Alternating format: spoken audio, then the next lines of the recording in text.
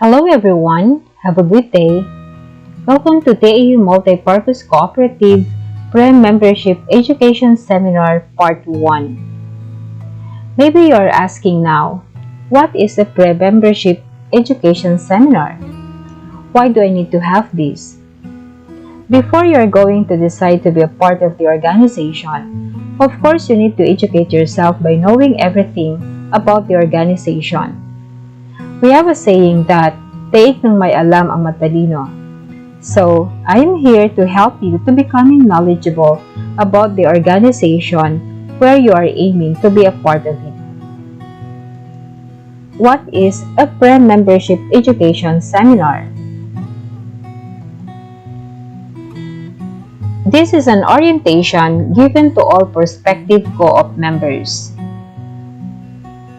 Pmes is the first step to take before joining a cooperative. So, what is the importance of Pmes or the Pre-Membership Education Seminar? We have 8 importance listed here. The first one is to create awareness and motivate the members. Second, for participants to gather information that can guide them in deciding to join or not to join the cooperative. Third, to know the duties and responsibilities of members, officers, and management staff of the cooperative. Fourth, to know the existing rules and regulations of the cooperative. Fifth,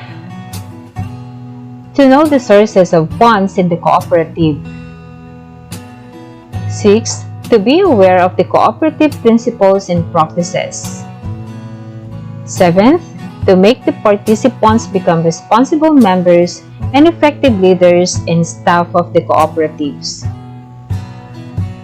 And the last one, it is a requirement of cooperative registration with CBA. Those are the importance of PMES.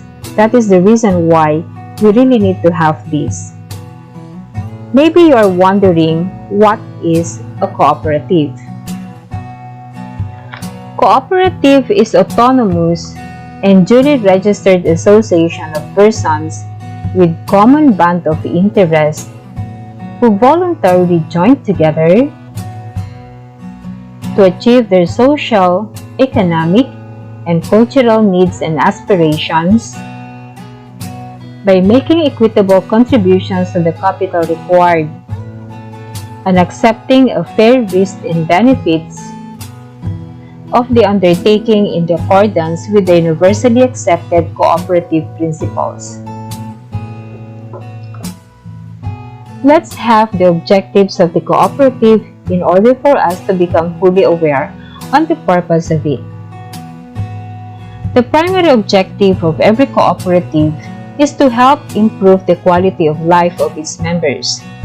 Towards this end, the cooperative shall aim to, first, provide goods and services to its members to enable them to attain increased income, savings, investments, productivity, and purchasing power, and promote among themselves equitable distribution of net surplus through maximum utilization of economies of scale, cost sharing, and risk sharing. Second, provide optimum social and economic benefits to its members. Third, teach them efficient ways of doing things in a cooperative manner. Fourth, propagate cooperative practices and new ideas in business and management. Fifth, allow lower income and less privileged groups to increase their ownership in the wealth of the nation. And the last one, cooperate with the government, other cooperatives, and people-oriented organizations to further the attainment of any of the foregoing objectives. What is the history of cooperative movement in the Philippines? It says here that in 1960, Catholic Church proclaimed an interest in the cooperative movement as a matter of church movement, for direct participation in the solution of the poverty and social injustice. So what is the nature of cooperative? It is very important to know the features or characteristics of cooperative. There are 5 characteristics listed here. The cooperative is capitalized by the members, owned by the members, operated by the members, patronized by the members, and service-oriented.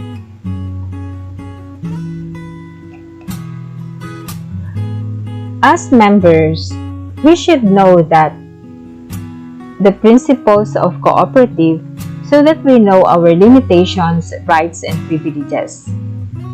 There are 7 cooperative principles. First, voluntary and open membership. Second, democratic member control. Third, members' economic participation. Fourth, autonomy and independence. Fifth, education, training, and information. Sixth, cooperation among cooperative. And concern for the community. Let's have the principles and its practices.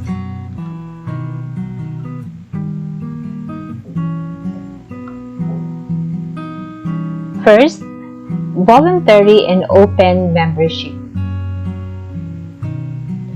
Cooperatives are voluntary organizations open to all persons able to use their services and willing to accept the responsibilities of membership without gender, social, racial, political, or religious discrimination. Practices: no compulsory membership, no discrimination against any person on account of gender, social, racial, cultural, political, or religious beliefs. No limitation for admission of new members. No limitation of the right to withdraw from membership. And equal treatment of old and new members.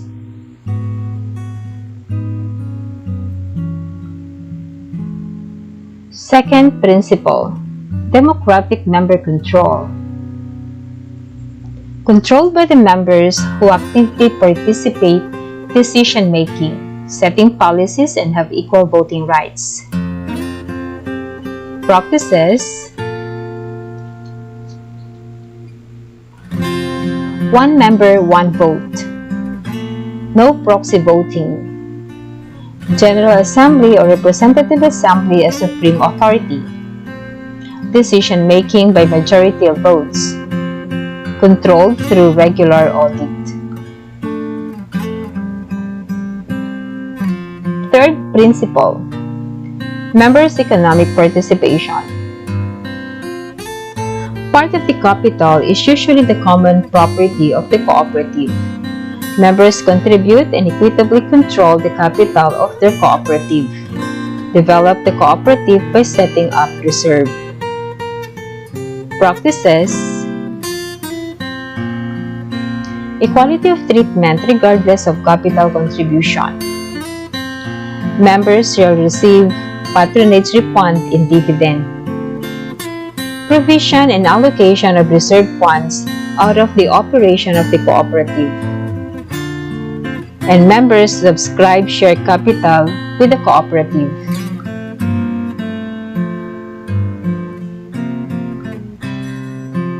The fourth principle, autonomy and independence. Cooperative is autonomous self-help organization controlled by the members. Practices: self-reliance, representative assembly and board of directors as policy-making body, Minimal government assistance. Fifth principles: education, training, and information. Provides education and training for their members, elected representatives, managers, and employees so they can contribute effectively to the development of the cooperatives, informing the general public about the nature and benefits of cooperation. Let the members understand the organization, their duties, responsibilities, and potentials. Practices: appointment of an education committee, provision of an education fund out of the net surplus, requirements of pre-membership education seminar before admission, ownership or membership meetings, continuing education or training for the officers and staff, and adoption of an education and training plan. Sixth principle: cooperation among cooperatives. Serves the members effectively and strengthen the cooperative movement by working together through local, regional, national, and international structures. Practices: membership to secondary and tertiary organizations, member of apex organizations, provincial, Antique Federation of Cooperative or AFCCUI, regional, Victo National Cooperative Federation and Development, Victo National, Western Visayas Alliance of Cooperative or WIVAC, Philippine Cooperative General Fund or PCCF, National, National Confederation of Cooperative or NATCO, Climbs Life and General Insurance Cooperative, International, International Cooperative Alliance or ICA. The last principle: concern for the community. Cooperative work for a sustainable development of their communities through policies approved by their members. Practices: linkages with the local government units, civic organizations, and other development-oriented organizations, and supports advocacy programs for environment, gender, youth, and farmers and fisher folks. Those are the principles and practices that we need to inculcate in our mind. Let's move on to the cooperative values. We have 10 cooperative values. First, self-help, self-responsibility, democracy, equity, equality, honesty, openness, solidarity, caring for others, and the last one, concern for the community. Let's have now the articles and bylaws of the cooperative. First, we should know the objectives and purposes.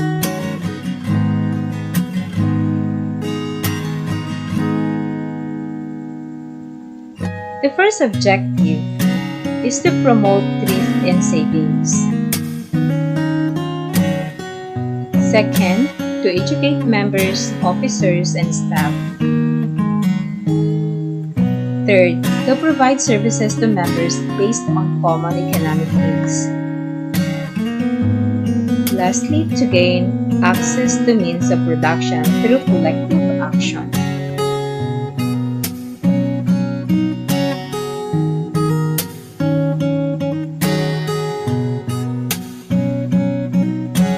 Second, we have the membership. We have two types of membership. Regular membership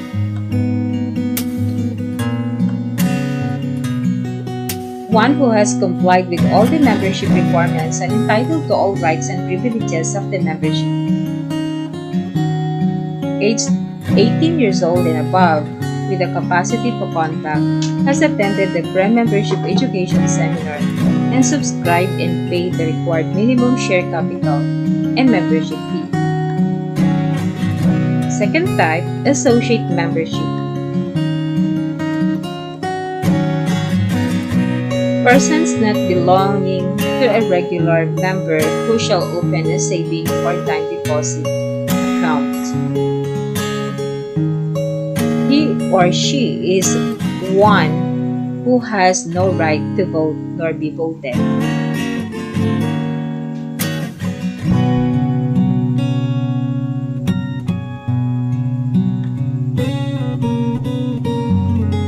Let's have the rights and privileges.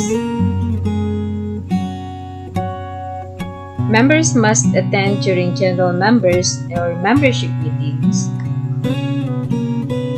avail himself of the services of the cooperative subject to contain conditions as may be prescribed by the Board of Directors, inspect and examine the books of accounts, the minutes books, the share register, and other records of the cooperative during reasonable office hours.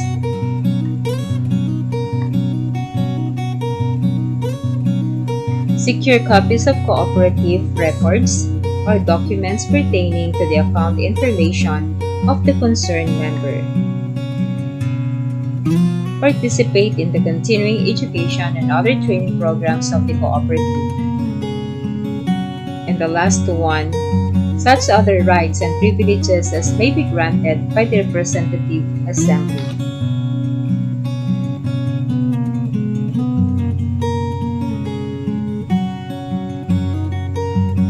The fourth one on the articles and bylaws, the duties and responsibilities.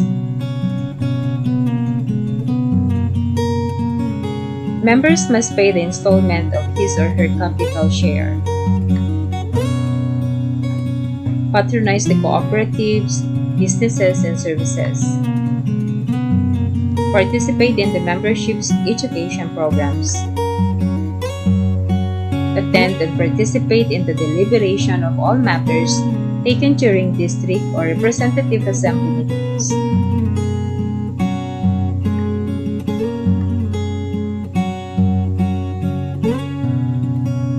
Promote the goals and objectives of the cooperative, the success of its business, the welfare of its members, and the cooperative movement in general. And shall be liable for the debts of the cooperative to the extent of his contribution in the cooperative share capital.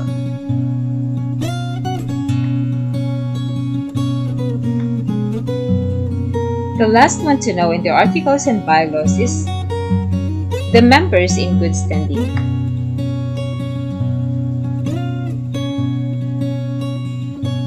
Members have been a regular member for at least 1 year,